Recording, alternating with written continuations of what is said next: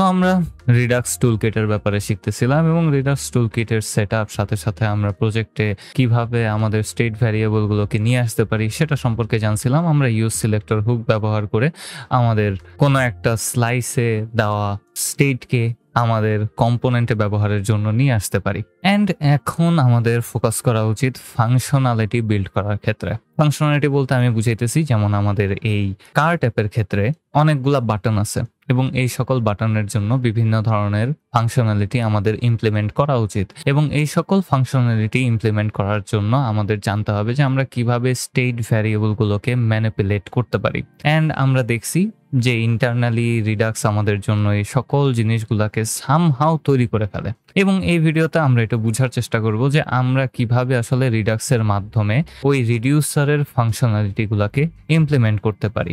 এবং এটার জন্য আমি জাস্ট সিম্পলি আমাদের এই ক্লিয়ার কার্ট বাটনটাকে ফাংশনাল করতে চাই। এই বাটনে ক্লিক করব এবং আমাদের সকল প্রোডাক্টগুলো গায়েব হয়ে যাবে। অ্যান্ড এই ক্ষেত্রে আমাদের স্টেট নিয়ে খেলাধুলা করতে হবে এবং আপনারা যদি এই ফুল সিরিজটাকে ফলো করে থাকেন তাহলে আপনারা জানেন যে আমরা এই ফাংশনালিটিটাকে কিভাবে ইমপ্লিমেন্ট করতে পারি। আমাদের ডাটাটাকে এমটি করে দিতে হবে, এইটাই, এছাড়া অন্য কোনো কাজ নেই এখানে। এবং ডাটাটা এমটি করার জন্য অবশ্যই আমাদের একটা অ্যাকশন থাকা উচিত, একটা অ্যাকশনের টাইপ থাকবে এবং সাথে আমরা সেই অ্যাকশন টাইপের সাপেক্ষে চেকিং করতাম। ওইটার ভেতরে চেক করে যদি অ্যাকশন টাইপ সেম হইতো তাহলে আমি রিটার্ন করে দিতাম আমাদের স্টেটটাকে যেখানে আমাদের আইটেম অ্যারেটা কমপ্লিটলি এমটি আছে। এটা আমি ইউজ রিডিউসার হুক ব্যবহার করে রিডিউসার ফাংশনে যেভাবে আমরা ফাংশনালিটি হ্যান্ডেল করতাম সেটার কথা বললাম।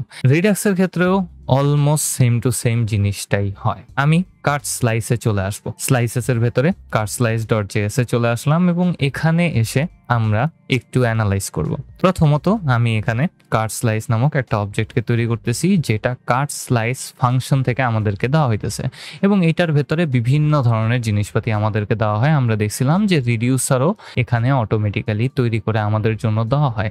যেহেতু রিডিউসার ফাংশনটা তৈরি আছে তার মানে এটার ভেতরে অ্যাকশন এবং পেলোড হ্যান্ডেলিং এর প্রসেসটাও তৈরি থাকার কথা এবং আমরা আসলে কিভাবে এই অ্যাকশন এবং পেলোডগুলোকে হ্যান্ডেল করব সেটা নিয়েই কথাবার্তা। সো আমরা যদি একটু আমাদের স্লাইসের ভেতরে লক্ষ্য করি, স্লাইসের ভেতরে আমি একটা নেম দিছি, আমাদের ইনিশিয়াল স্টেটটাকে ঢুকে দিছি এবং এখানে একটা রিডিউসার্স অবজেক্ট আছে এবং এই রিডিউসার্স অবজেক্টের ভেতরেই এখন আমরা বিভিন্ন ধরনের অ্যাকশন ফাংশনকে অ্যাড করতে পারি। সিম্পলি এটা যেহেতু একটা অবজেক্ট, আমি এখানে আমাদের এই স্লাইসের জন্য অথবা এটাকে আমি ফুললি আমাদের একটা রিডিউসার ফাংশন হিসাবে রেফার করতে পারি।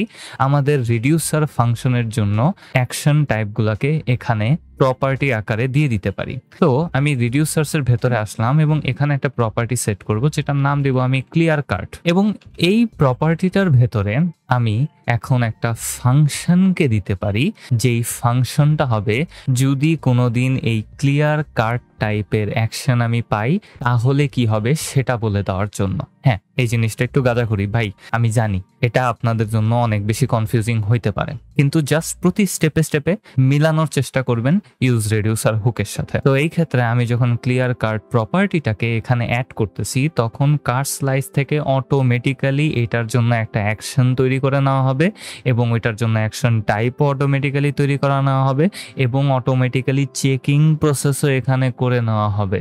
আমাদের ওগুলা নিয়ে মাথা ঘামানোর কোনো দরকার নাই। আমি এখানে সিম্পলি একটা কলব্যাক ফাংশনকে দিয়ে দিতে পারি এবং এই কলব্যাক ফাংশনের ভেতরে আমি এই কার্ট স্লাইসের ভেতরে থাকা ইনিশিয়াল স্টেটের মাধ্যমে যে স্টেট ভ্যারিয়েবলটা তৈরি হইলো সেটাকে ডাইরেক্টলি এখানে প্যারামিটার আকারে পাওয়া যাব। সো আমি এখানে স্টেট প্যারামিটারটা সেট করে দিলাম। আপনারা এটাকে যে কোনো নামে দিতে পারেন, কোনো সমস্যা নেই। এখন আমি ডিফাইন করব যে যদি আমাদের অ্যাকশনটা ক্লিয়ার কার্ট টাইপের হয় তাহলে কি হবে। তাহলে আমি চাই আমার স্টেটের ভেতরে যে আইটেমস অ্যারেটা আছে সেটা যেন খালি হয়ে যায় এবং সেটা করার জন্য আমি সিম্পলি আমাদের এই ফাংশনের ভেতরে ডাইরেক্টলি আমাদের স্টেট থেকে আইটেমসগুলোকে নিতে পারি এবং সেটাকে ডাইরেক্টলি এমটি করে দিতে পারি। এই ক্ষেত্রে আমার কোনো কিছু রিটার্ন করার দরকার নাই এবং এটার প্রতি খুবই কেয়ারফুল থাকতে হবে আপনাদেরকে যে আপনারা অ্যাকশন তৈরি করার সময় ফাংশনের ভেতর থেকে কোনো কিছু রিটার্ন করবেন না। কিন্তু আপাতত আমরা কোনো কিছু রিটার্ন করব না, আমরা ডাইরেক্টলি আমাদের স্টেটের সকল ভ্যালুকে ম্যানিপুলেট করতে পারি। এবং এই ক্ষেত্রে আমি state dot items is equals to empty অ্যারেতে সেট করে দিলাম এবং আমি শিওর থাকতে পারি যে যখন আমাদের এই ক্লিয়ার কার্ড অ্যাকশনটাকে অ্যাক্টিভেট করব আমি, তখন আমাদের আইটেমস অ্যারেটা এমটি হয়ে যাবে। অ্যান্ড এখন আমাদের পরবর্তী কোয়েশ্চেনের অ্যান্সার দিতে হবে, সেটা হচ্ছে যে ভাই এই অ্যাকশনটাকে অ্যাক্টিভেট করার জন্য তো আমি ইউজ রিডিউসার হুক যখন ব্যবহার করতাম তখন তো একটা ডিসপ্যাচ ফাংশনকে পাইতাম, ওই ডিসপ্যাচ ফাংশনের ভেতরে একটা অবজেক্টকে দিতাম যেটার ভেতরে অ্যাকশন টাইপটা দিতাম আমি, এবং ওইটা আমাদের রিডিউসার ফাংশনকে অ্যাক্টিভেট করতো। এখানে কিভাবে আমি ডিসপ্যাচ ফাংশনকে পাবো?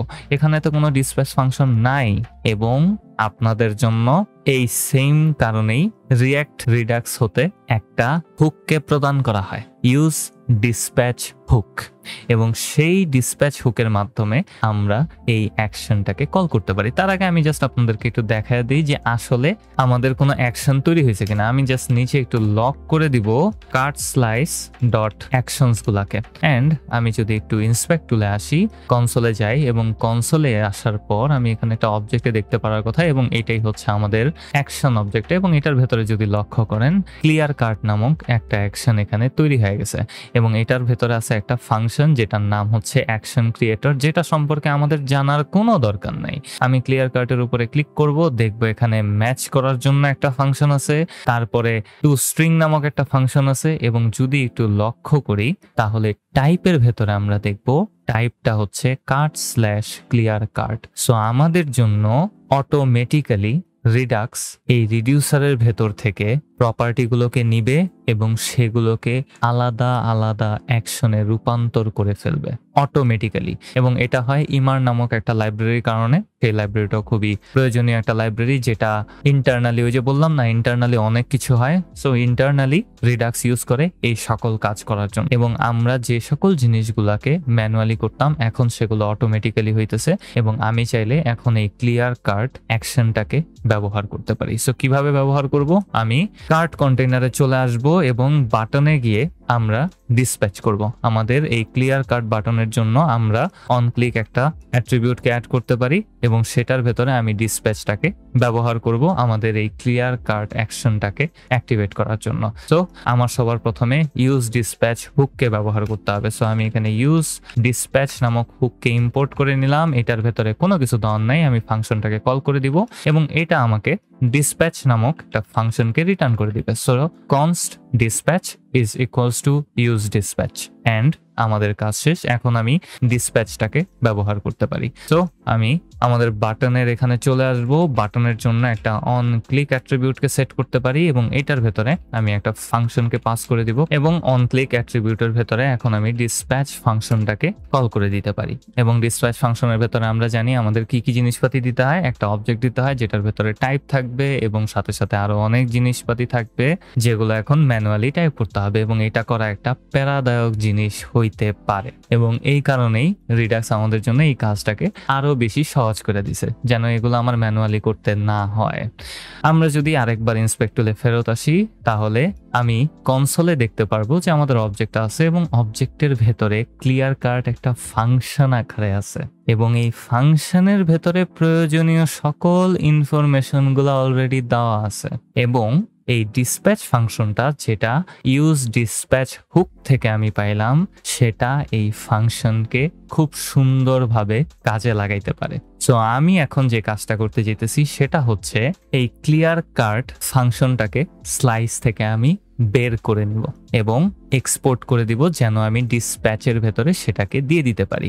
বাকি কাজটুকু অটোমেটিক্যালি হয়ে যাওয়ার কথা। তো এই ক্ষেত্রে আমি এখানে এক্সপোর্ট করব, কনস্ট ডিস্ট্রাকচার করব ক্লিয়ার কার্ড ফাংশনটাকে, ক্লিয়ার কার্ড ফাংশনটাকে ডিস্ট্রাকচার করলাম ইকুয়ালস টু দিয়ে আমি এখানে কার্ড স্লাইস ডট অ্যাকশনস থেকে এটাকে বের করে নিয়ে আসলাম, কারণ আমরা যখন এখানে রিডিউসারের ভেতরে এটাকে অ্যাড করছি ফাংশনটা অটোমেটিক্যালি তৈরি হয়ে যাবে এবং আমরা সেটাকে ডিস্ট্রাকচার করে বের করে নিয়ে আসতে পারি। এবং বের করে নেওয়ার পর এখন আমি এটাকে ডাইরেক্টলি ব্যবহার করতে পারি কার্ট কন্টেইনারে ডিসপ্যাচ করার জন্য। সো অন ক্লিক অ্যাট্রিবিউটের ভেতরে ডিসপ্যাচ ফাংশনটাকে কল করছি এবং এটার ভেতরে এখন আমি ক্লিয়ার কার্ট ফাংশনটাকে পাঠায় দিতে পারি। সো ক্লিয়ার কার্টটাকে এখানে সেট করে দিলাম, কল করে দিলাম, অ্যান্ড আমরা যদি একটু ওয়েট করি কোনো ধরনের এররে আমরা দেখতে পারবো না। কিন্তু এখন যদি আমি ক্লিয়ার কার্টে ক্লিক করি আমাদের প্রত্যেকটা আইটেম এখান থেকে গায়েব হয়ে যাওয়ার কথা। সো ক্লিয়ার কার্টে ক্লিক করলাম অ্যান্ড সাথে সাথে আমাদের সকল কিছু গায়েব হয়ে গেল।